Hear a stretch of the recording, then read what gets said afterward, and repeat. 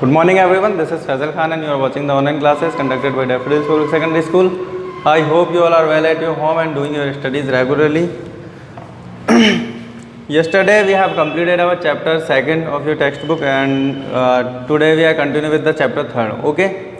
कल जो है हमने नेक्स्ट जो लास्ट वीडियो हमने देखी थी उसमें सेकंड चैप्टर को कंप्लीट कर लिया था, क्वेश्चन आंसर्स उसके देखे थे। एंड आज हम जो है थर्ड चैप्टर स्टार्ट करने वाले हैं जो कि जिसका नाम है glimpses of the past. Okay, last chapter का आपको सारा जो वर्क है होमवर्क करके और आपको सबमिट कराना है।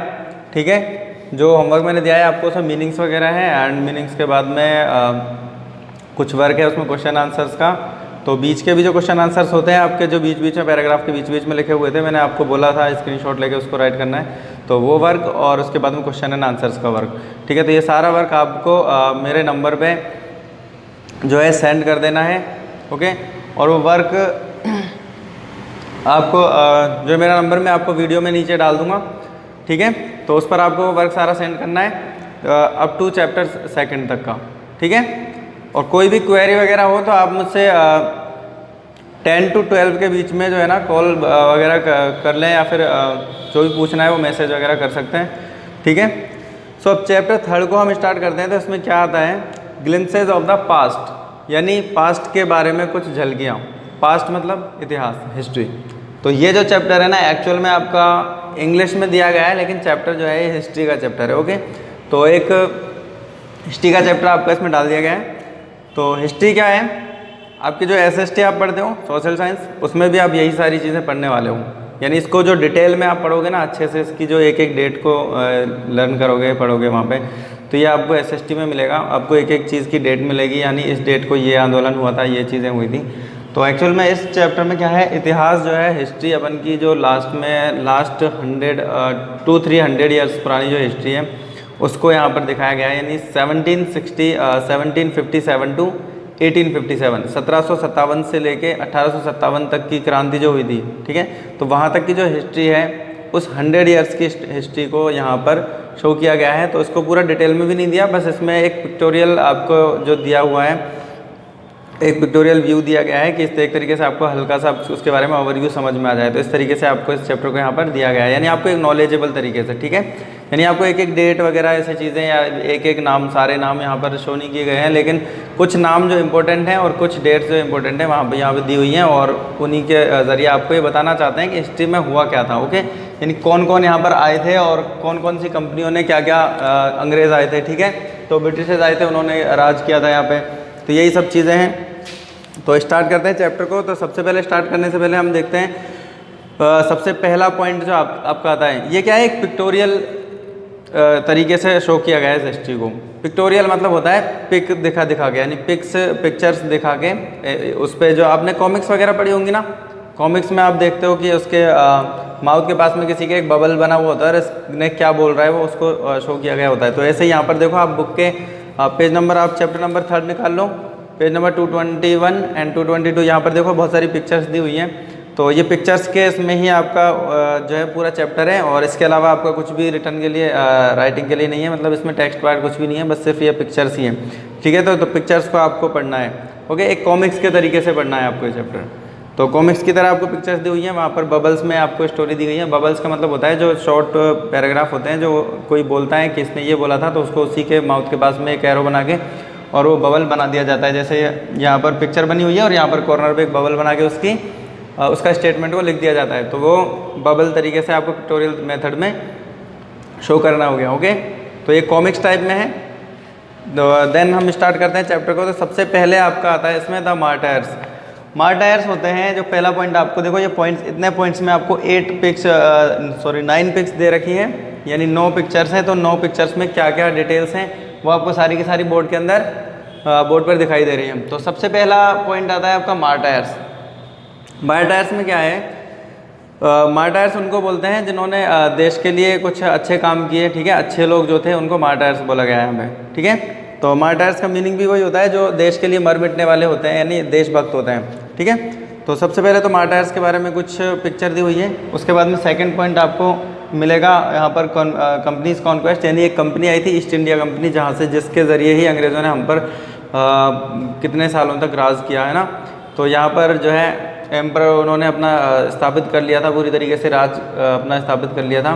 तो वो किस कंपनी से किया उन्होंने, सबसे पहले व्यापार के तरीके से आया था। तो देखो मार्टायर्स में सबसे पहली पिक्चर में आपको देख रहा होगा, यहाँ पे लता मंगेशकर की पिक दी हुई है और यहाँ पर कुछ लोग बैठे हुए हैं, ठीक है। तो आज़ादी के जो नेता वगैरह थे, ये नेता वगैरह ये बैठे हुए हैं, ठीक है। तो जो लोग चिंतित थे, मतलब चिंता करते थे देश की, उन लोगों की कुछ पिक्चर्स दी हुई हैं। और वहाँ पर लता मंगेशकर जी का एक पोएम है या एक सॉन्ग मान लो, आप सभी ने लगभग सुन रखा होगा। और हर 15 अगस्त पर और 26 जनवरी पर, यानी इंडिपेंडेंस डे और रिपब्लिक डे पर हम अक्सर इस गाने को सुनते हैं, ए मेरे वतन के लोगों ज़रा आँख में भर लो पानी, जो शहीद हुए हैं उनकी ज़रा याद करो कुर्बानी। ओके, ये सॉन्ग हम अक्सर सुनते हैं हर कभी।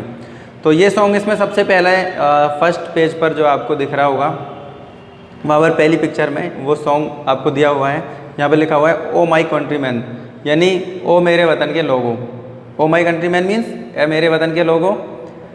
Late your eyes fill with tears, यानी ज़रा आँख में भर लो पानी। इसका मीनिंग तो होता है let's your eyes fill with tears, मतलब आपकी आंखों को आप आंसुओं से भर लो।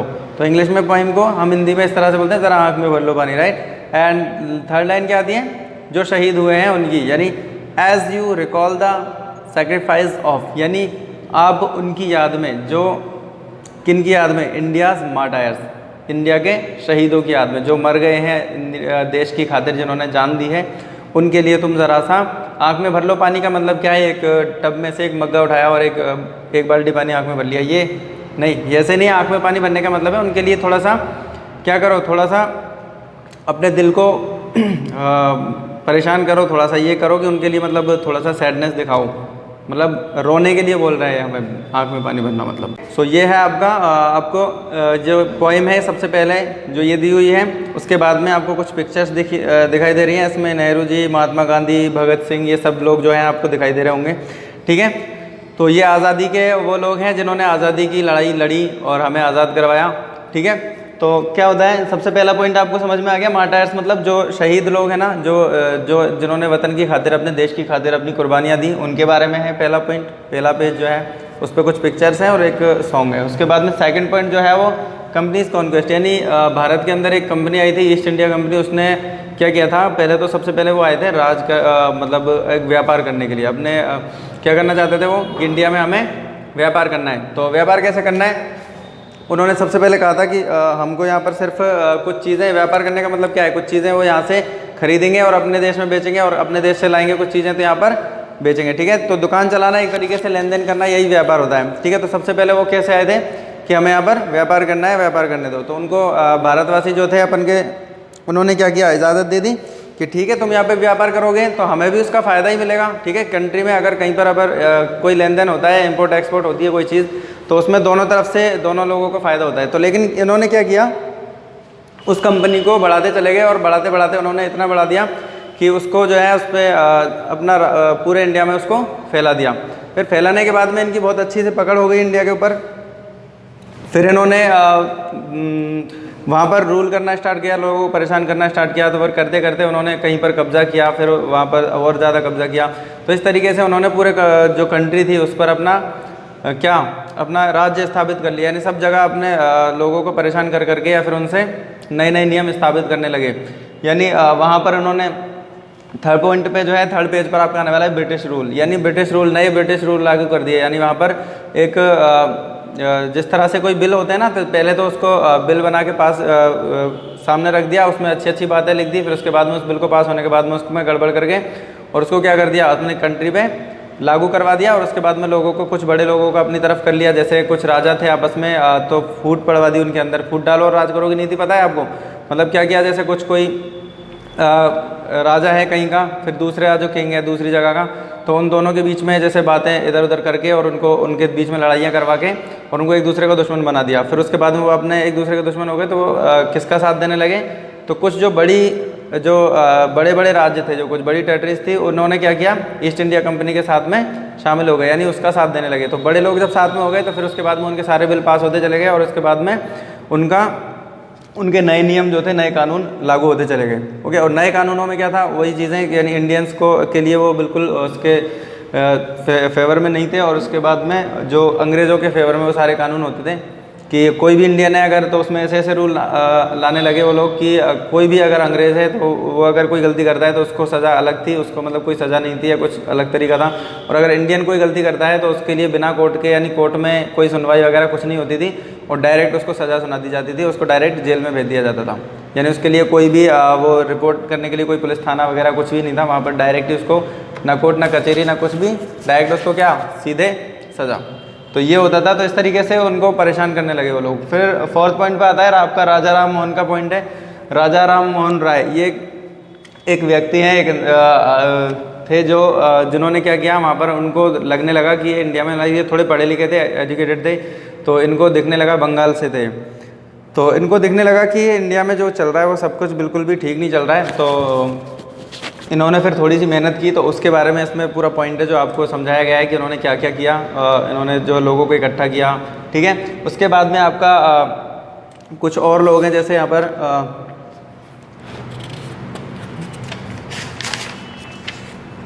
राजा राम मोहन राय का है। उसके बाद में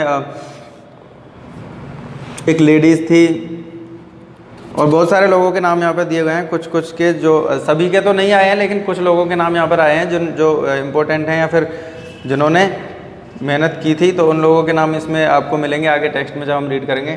तो उन लोगों ने ऐसे फिर उसको समझ गए हो कि ये लोग जो है यहाँ पर बेवजह का राज कर रहे हैं। ये सब चीज़ें जो है मतलब इन्होंने धीरे धीरे, मतलब जैसे उंगली पकड़ते पकड़ते हाथ पकड़ लेते ना पूरा, कि थोड़ा थोड़ा करके वो पूरा हथियाते चले गए थे। तो पहले तो इनका जो है कुछ पार्ट पे जो है राज था, फिर उसके बाद में थोड़ा और पार्ट आ गया, फिर ऐसे धीरे धीरे करके कुछ टाइम बाद ऐसा हुआ कि 1856 तक इनका पूरे इंडिया पर जो है राज्य स्थापित हो गया था। यानी पूरा इंडिया जो है इनका गुलाम हो गया था। पूरे भारत पर गुलामी की मोहर लगा दी थी एक तरीके से इन्होंने। फिर उसके बाद में ऑपरेशन, यानी ये लोग दूसरे राजाओं पर दबाव बनाने लगे, ठीक है। तो उनको जिस तरह से ये चाहते थे उसी तरह से ये चीज़ें इनके ही कानून के हिसाब से सब चीज़ें होती थी।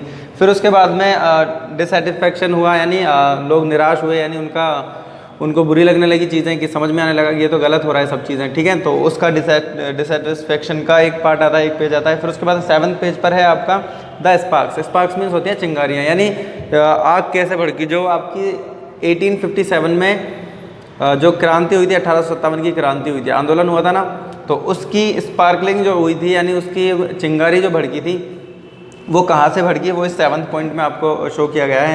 यहाँ पर देखो, जैसे taxes continue to in the peasants, यानी किसानों को जो है टैक्स लगा दिए इन्होंने, लगान लगा दी थी, ठीक है। तो बहुत बेलगाम लगान वसूलने लगे, ठीक है। तो यानी जो किसान कमाते थे साल भर में, बेचारे मेहनत करके खेती करते थे, और उनसे लगभग आधे से ज़्यादा हिस्सा, या आधा भी नहीं बल्कि कुछ हिस्सा 10% उनको देते थे, और बाकी का सारा खुद हथिया लेते थे। तो इस तरह से उनको परेशान कर करके और उन पर ज़्यादती करते थे। उसके बाद में आपका आता है रिवोल्ट, यानी फिर लोगों ने परेशान होकर वहाँ पर उसमें आंदोलन करने की ठान ली कि अब इसके लिए क्या करना पड़े। जब कोई इंसान दबता चला जाता है, एक हद होती है, उसको दबा दिया जाता है, फिर उसके बाद में वो उससे ज़्यादा नहीं दबता, ठीक है। कोई स्प्रिंग है, हम उसको दबाते जाएंगे, लेकिन वो एक लिमिट ऐसी आएगी कि वहाँ पर उसके बाद में वो नहीं दबती। फिर उसके बाद में फिर वो क्या करती है, छोड़ते ही फिर बहुत ज़्यादा उछलती है वो, ठीक है ना। तो इस तरह से लोगों को, इंडिया के लोगों को बहुत ज़्यादा परेशान किया।